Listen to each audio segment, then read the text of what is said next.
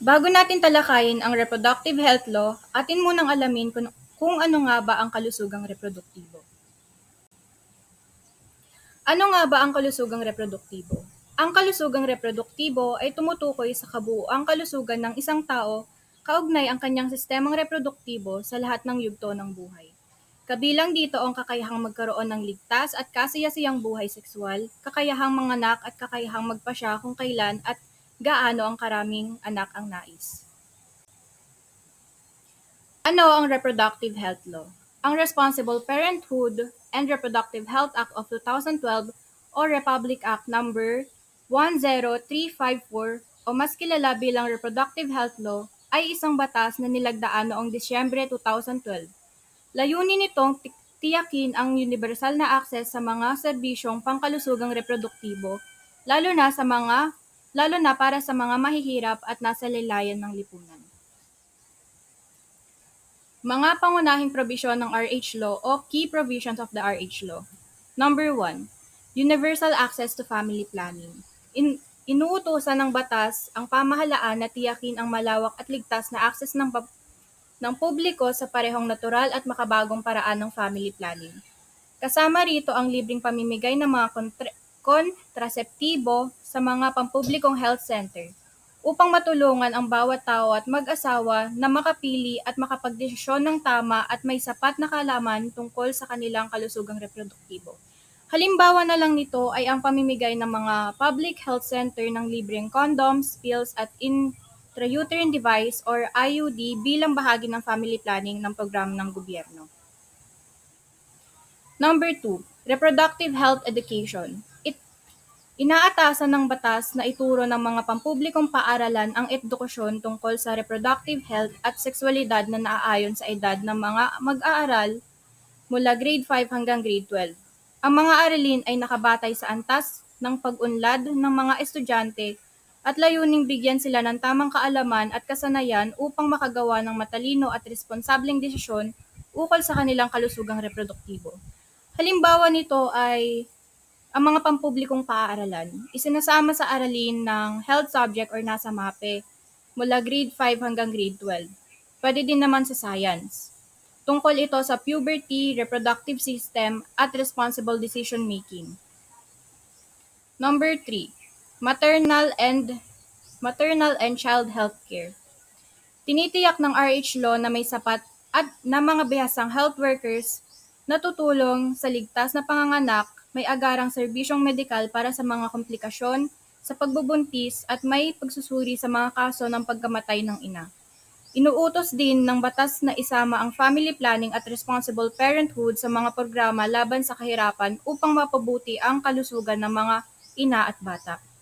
Halimbawa nito ay ang pampublikong ospital na may nakatalang skilled birth attendants tulad ng midwife at nurse na tumutulong sa ligtas na panganganak at nagbibigay ng agarang tulong sa mga ina na may komplikasyon.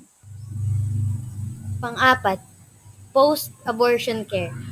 Bagamat nananatiling ilegal ang aborsyon sa Pilipinas, itinatakda ng batas na ang mga babaeng nagkaroon ng komplikasyon matapos ang aborsyon, anumang dahilan nito ay dapat makatanggap ng makatao, maayos at hindi makapanghusgang pangangalagang medikal. Halimbawa, sa mga ospital kapag may mga babaeng dumaan sa komplikasyon pagkatapos ng aborsyon, tinitiyak ng mga doktor na sila ay matutulungan ng walang panghusga at mabigyan ng tamang medikal na pangangalaga. Panglima, employer responsibilities. Ang mga employer na may higit sa 200 empleyado ay inaatasang magbigay ng mga serbisyong ukol sa reproductive health sa kanilang mga manggagawa. Ang mga employer na may mas kaunting empleyado naman ay kailangan makipagtulungan sa mga healthcare providers upang maipagkaloob ang mga serbisyong ito. Obligado rin ang mga employer na ipaalam sa kanilang mga empleyado ang mga opsyon para sa family planning. Halimbawa, ang isang kumpanya na may higit sa 200 empleyado ay nagbigay ng libreng family planning, counseling at contraceptives sa kanilang mga manggagawa bilang bahagi ng mga benepisyo sa kalusugan. Isa pang halimbawa ay ang isang maliit na negosyo na may 50 employees ay nakipagtulungan sa isang lokal na health center upang magbigay ng impormasyon at serbisyo tungkol sa family planning sa kanilang mga empleyado. Pang-anim, penalties for non-compliance. Ang batas ay naglalapat ng parusa sa sinumang tao, opisyal ng gobyerno na humahadlang o naglilimita sa pagbibigay ng mga ilegal at ligtas na serbisyong pang-reproductive health. Halimbawa, isang opisyal ng lokal na pamahalaan ang nagbawal na sa pamimigay ng kontraseptibo sa health center sa kanilang lugar. Dahil ito ay labag sa RH law, maaari siyang patawan ng parusa sa ilalim ng batas. Legal and social impact. Ang pagpasa ng RH law ay hinarap ng matinding pagtutol, lalo na mula sa mga relihiyosong grupo na nagdulot ng mga debate at legal na hamon. Noong Abril 2014, pinagtibay ng Korte Suprema ang konstitusyonalidad ng batas ngunit ibinasura ang 8 sa mga probisyon nito. Alinman ay buo o bahagya. Sa kabila ng mga hamong ito, naging mahalaga ang batas sa pagsusulong ng mga karapatan ukol sa reproductive health at pagpapabuti ng akses sa mga serbisyong pangreproduktibo. Halimbawa, ang Article 2, Section 6 of the 1987 Constitution, the separation of church and state shall be inviolable. Ang probisyong ito ay nagsisiguro na may malinaw na paghihiwalay ang mga relihiyosong institusyon at ang gobyerno.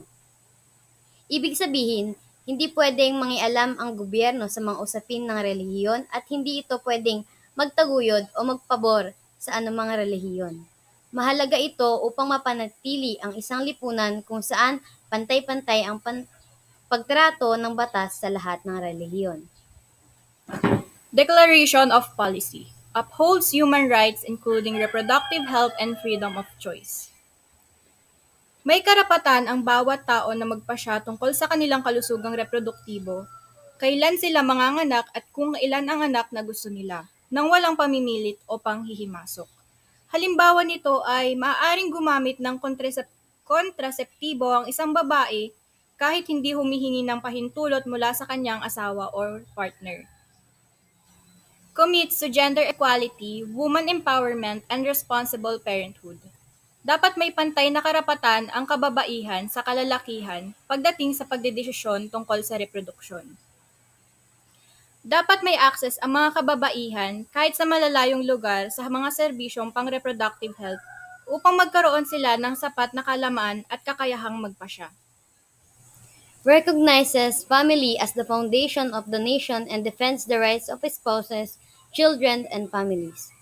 Pinangangalagaan ng batas ang karapatan ng bawat mag-asawa na bumuo ng sariling pamilya at suportahan ang kalusugan at kapakanan ng mga anak. May mga karapatan ang mga magulang na makatanggap ng impormasyon tungkol sa tamang pagpapalaki ng anak at wastong nutrisyon ng kanilang mga anak. Promotes universal access to legal, safe, and non-abortifacient reproductive health services, especially for the poor. Dapat may access ang lahat, lalo na ang mga mahihirap, sa ligtas at aprobadong serbisyong pampamilya mula sa gobyerno. Halimbawa nito ang pamimigay ng mga health center ng libreng kontraseptibo para sa mga mahihirap na pamilya. Ilan sa mga issue ng kalusugang reproduktibo. Number 1. Premarital sex. Ang premarital sex ay tumutukoy sa pakikipagtalik bago ang kasal. May direktang epekto ito sa kalusugang reproduktibo lalo na sa mga kabataan. Ang pakikipagtalik ng hindi pa kayo kasal at walang proteksyon ay maaaring humantong sa hindi inaasahang pagbubuntis, sexually transmitted infection, STIs, at mga epekto sa mental at emosyonal na kalusugan. Number 2. Perspektibo ng relihiyon. Karamihan sa mga relihiyon, halimbawa Kristyanismo, Islam, Hinduismo, ay nagtuturo ng abstinensya bago ang kasal at itinuturing ang pakikipagtalik bilang banal sa loob ng kasal. May ilang paniniwala na tumututol sa paggamit ng artipisyal na kontrasepsyon. kaya naapektuhan ang pagtanggap at access sa family planning. Kultural at tradisyon. Mahirap ipatupad ang reproductive health law sa mga malalayong lugar kung saan hindi sapat ang kaalaman ng mga tao sa kanilang mga karapatan. Ayon sa Saligang Batas ng Pilipinas, may karapatan ang bawat mamamayan sa malayang paniniwala at pagpapahayag ng relihiyon at kultura. Dahil dito, may limitasyon ang kapangyarihan ng pambansang gobyerno sa panghihimasok sa mga usaping panrelihiyon at pangkultura. Example nito ay isang bahagi ng Mindanao, lalo na sa mga komunidad na may malalalim na tradisyong Islamiko o tribal customs, may mga kulturang pinapahintulutan nila na mag-asawa yung mga batang babae, kabilang ang pag-aasawa ng mga madadaming babae. Importance of the RH law. Empowering individuals and couples. Sa pamamagitan ng pagbibigay ng kumpleto at tamang impormasyon at serbisyo ukol sa reproductive health, binibigyan ng kakayahan ang mga tao at mag-asawa na makagawa ng matalinong desisyon tungkol sa pagpapamilya at kalusugang reproduktibo. Reducing maternal and infant mortality. Mas madaling pag-access sa serbisyong pangkalusugan para sa mga buntis ay tumutulong upang mapababa ang bilang ng mga namamatay na ina at sanggol. Addressing poverty. Ang pagsasama ng family planning sa mga programang laban sa kahirapan ay tumutulong sa mga pamilya na mas maayos na mapamahalaan ang kanilang yaman at gastusin na maaaring humantong sa mas magandang kalagayang pinansyal. Promoting gender equality. Isinusulong ng batas ang karapatan ng kababaihan sa serbisyong pangkalusugan reproduktibo na mahalaga sa mas malawak na layunin ng pagkapantay-pantay na kasarian.